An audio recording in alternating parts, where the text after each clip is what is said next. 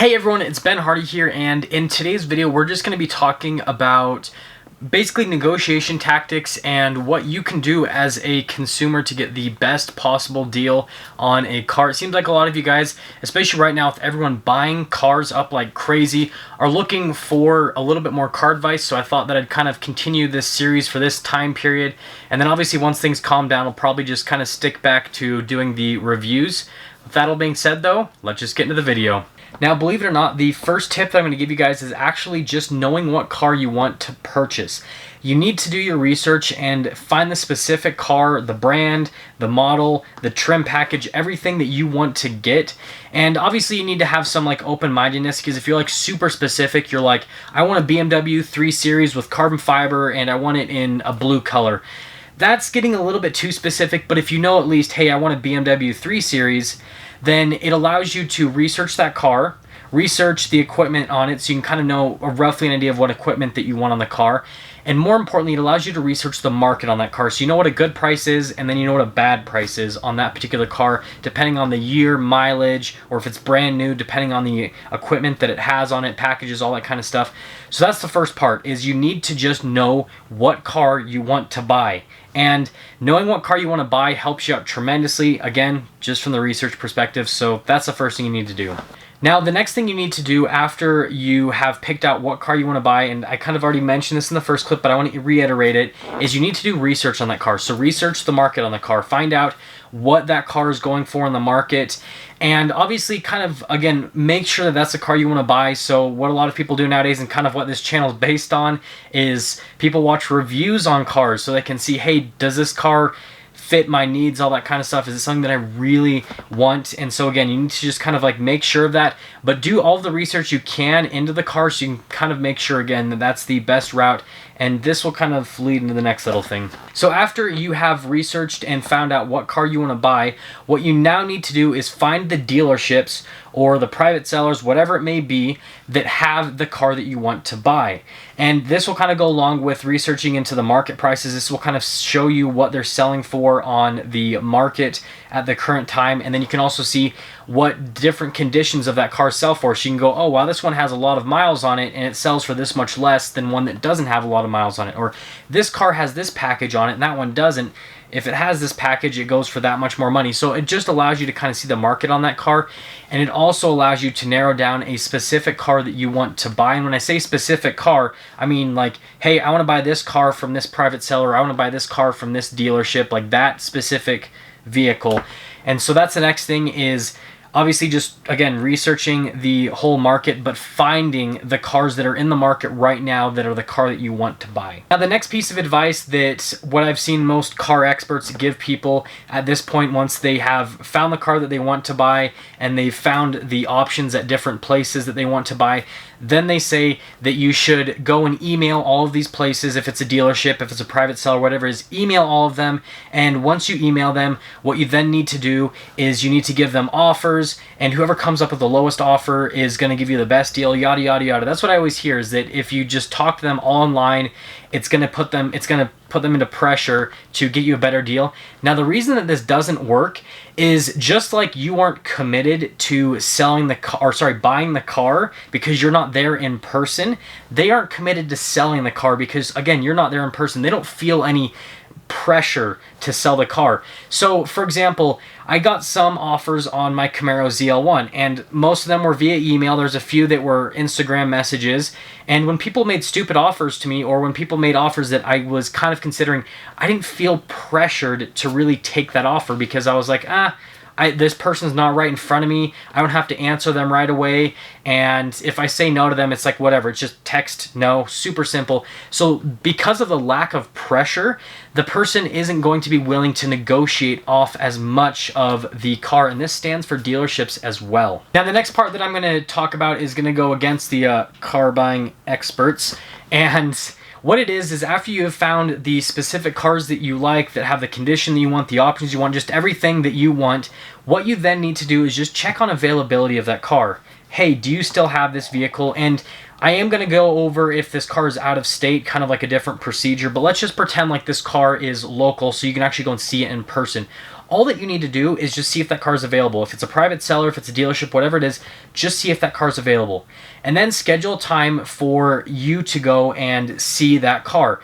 And that is going to be the most important thing, is you actually going and seeing the car. The reason that seeing a car is so important is it obviously allows you to make sure that that is the specific car that you want. You can drive the car, see how it drives. You can look at everything on the car, especially if it's a used car, to make sure that it doesn't have any excessive damage or anything like that. And obviously, if it does have certain damages, then that could be a negotiating tool for you.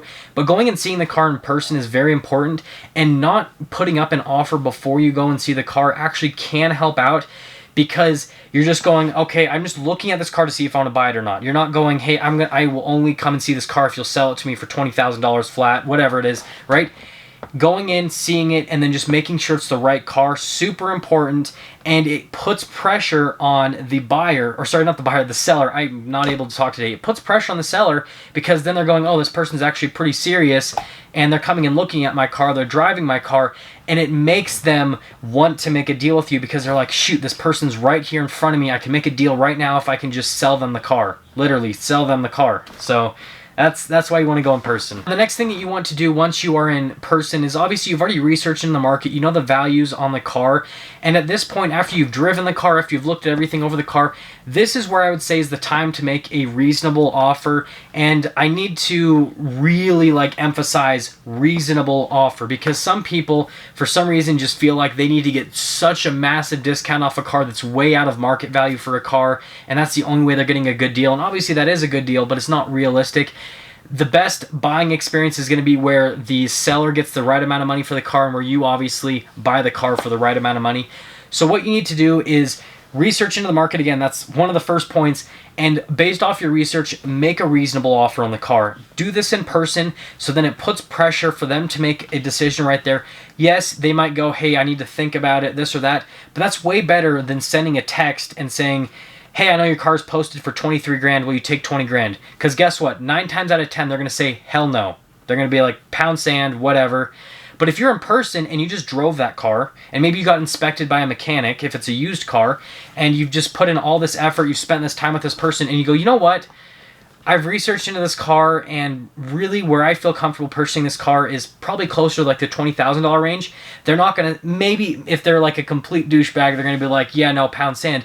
But most people are pretty reasonable, and they're going to go, you know what? I'll think about it. You've actually put in some effort. I'll actually think about it. Or maybe they'll just say yes, because maybe they've had such a hard time to sell the car, and someone actually coming in and putting effort towards buying their car versus just texting them a stupid offer kind of puts pressure on them, because again, you're real, you're in front of their face, you're tangible. So then they go, wow, this is a real person that really wants to buy my car.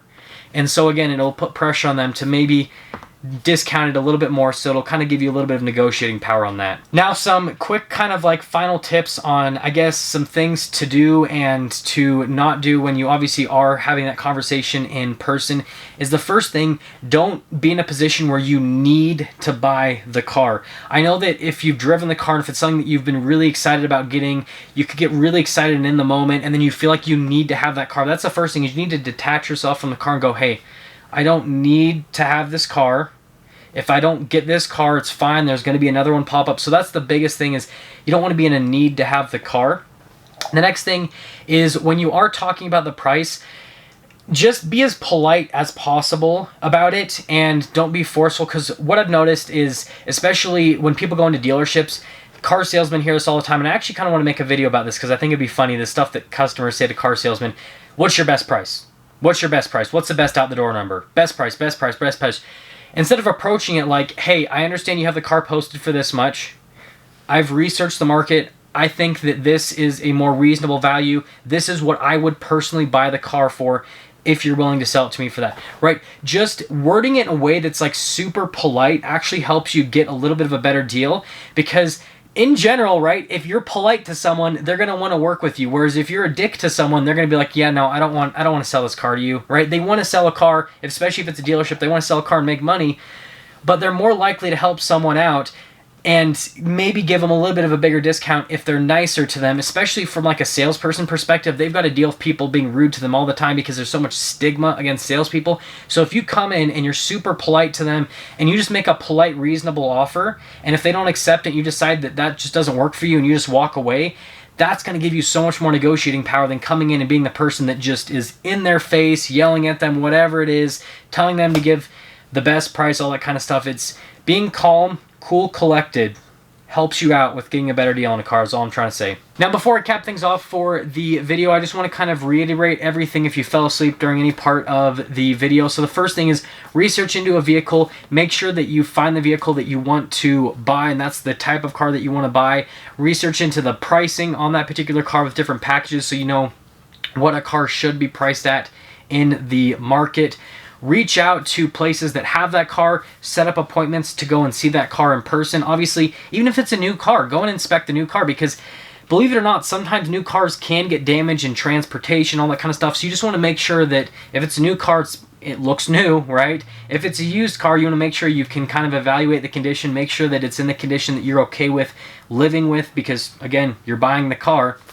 So go and set the appointments, go and look at it in person, and then when you do negotiate with the person, make a reasonable offer on the car that is reasonable to the current market. The same as what you would do if you're buying a house. You're not going to go up to someone and offer them half the price of what their house is worth. Again, they're going to say pound sand. But if you've researched the market and you go, hey, I really see your house being worth this much, I'll buy it for this much, then that goes a lot longer. So make a reasonable offer on the car and be polite to the seller. I know that you want to get in this like hardcore negotiating state where it's like this massive debate where you go back and forth. That's not really what it has to be about. Just make a polite, reasonable offer, and if they don't accept it, have the ability to walk away, and that is going to get you the best deal on the car. Shopping 100% online isn't necessarily going to get you the best deal on a car.